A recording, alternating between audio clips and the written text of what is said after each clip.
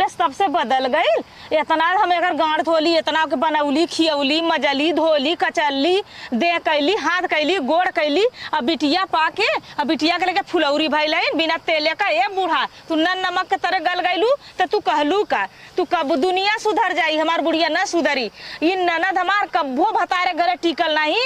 यहाँ रहल, यहाँ गोड़ हिला हिला खैलेस, भौजाई के करेजा पर मूंग दरलेस, अब फिर आइले फिर खूटा पूजत ससुर नहीं। ए सुनो का हो बोला का ये जो नरिया खेतवा में बैठल आइले भतार भी छे, कबो भतार ना मिलेला, आइले भतार के बोला उले मिले बदल लिया। अच्छा ये बतावा जैसे तार बहन भतार बिछा तोरे चार लड़का भइलन कबो ना बिछलू भतार, आज तू भतार बिछे आई हो। हां हमरे बुढ़ाई में जवानी चढ़ल है ना, बुढ़ाई में मन नया भतार का जरूरत है ना। ऐसा तू बाया ये बतावा जौने घरे अगर लड़की का मलिकाना चल गल, अगर लड़की रहनी वो घरे भौजाइन का ठेकान ना हो तो ना हो, ये सोच ले है। चला जाएदा हाई 2-4 दिन रही है जइहे अपने घरे दुआरे। 2-4 दिन 2 दिन कह के वाला था, 2 महीना रहला, 2 महीना कह के वाला था 2 साल रहला। तो हर माई देखते है बिटिया पौले है बिना तेले के फुलौरी बनले, हम उठल्लू के चूल्हा बनौले काम नौकर रहिला कि तार मेहर रहिला का लेके आला। ए भगवान हम तो तोहार सबका झगड़ा से एकदम पक गल है। हम तोरे माई से, तोरे बहिन से, तोरे वहां बदे खा बाप से सबसे परेशान है हम। दशहरी आम लियाल है, दशहरी आम ना दे अपने माई के खाए, अपने बहन के खाए। जे पोर रोटी ना खाए देता हम दशहरी आम खाए दे। अरे हमऊ केहू का बिटिया हैला का माई बाबू बेचले ना है, माई बाप शादी बियाह कर देना कने बिटिया हो, 4 कोने में 1 कोने घरे पड़ला।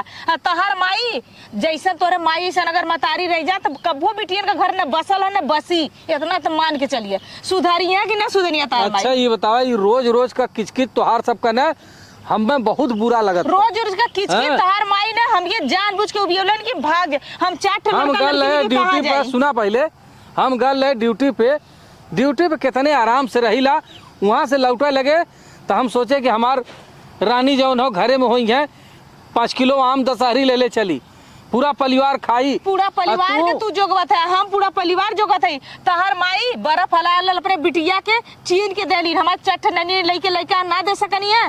तार माई हमके बदे कहनी पायल हमार टूटल हम ना देली, अपने बिटिया गईनी 8000 का पायल बनौनी। बिटिया बदे ना महंगाई बदे हम बदे महंगाई है। भगवान तू काहे झंकत हो, हम तो हाई कमात ना सारी कमाइया तो तू माई के देता है, माई तो कुल उठा के बिटिया के देता है। माई तो चला अच्छा सुना अब हमारा आँख खुल गई लो, अब आज के बाद हाँ माई के 1 रुपया न दे, जवन खर्चा लगी उन्हें धोती हो, कपड़ा हो, दर हो, दवाई हो कुल करब, लेकिन पैसा आज के बाद न दे।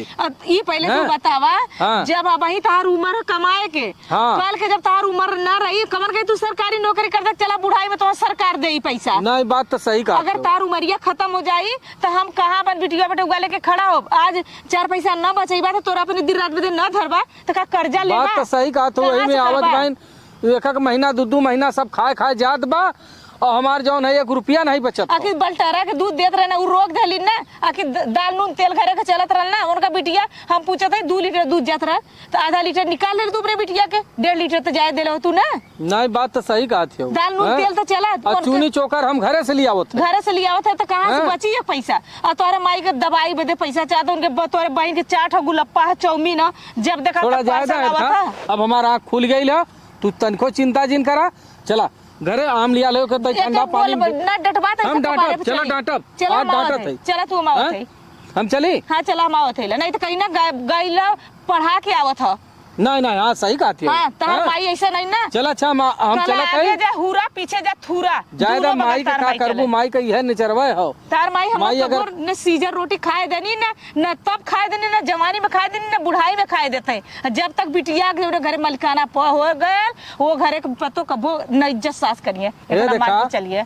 सही कहा थे कि जौने घरे का बिटिया जब मालिक हो जाई है वो घरे में पतो कभो रह न पाई है, टिकी न पाई है पतो। आज हमार माइये अगर लायक होत न तो ऐसा दिन में नहीं आवत। यही कर्तव्य से नहीं है, इनका ठेकार बुढ़ा के ना लगल, यही से भौजाई ना मार के भगौलेस। आज वही गति इनके बिटिया के साथ करना चाहते लेकिन करब नहीं। तू ठीक हो, हम चलती आज जोन हो। बोला मत तू बुढ़ा। हां हम ना बोलो। हां बोला मत, हम के जवान आई तो हम को आज तू फरिया की छोड़ा। चला ठीक हो, ठीक हम चल। तू चल आवत हवा जल्दी आवा जा, बच्ची रोवत हुए एना बताई बा मैंने न भगा देली त हमरो नाम सीमा नहीं। जवान आइलन भतारे के घरे ठेकान लगल नहीं, आइलन या खूटा पूजले है वहां देवरानी जेठानी ने वहां लड़त रहनी, या सोचे चल भौजी बना के देई खाब कुछ लुटाई तो लुटवाई न जौन तो ना रैया ना दोबारा कबो ना भूल जेबी को नैहर का होला हर जाइयो छिनरो नहीं त भर खलऊ सही है।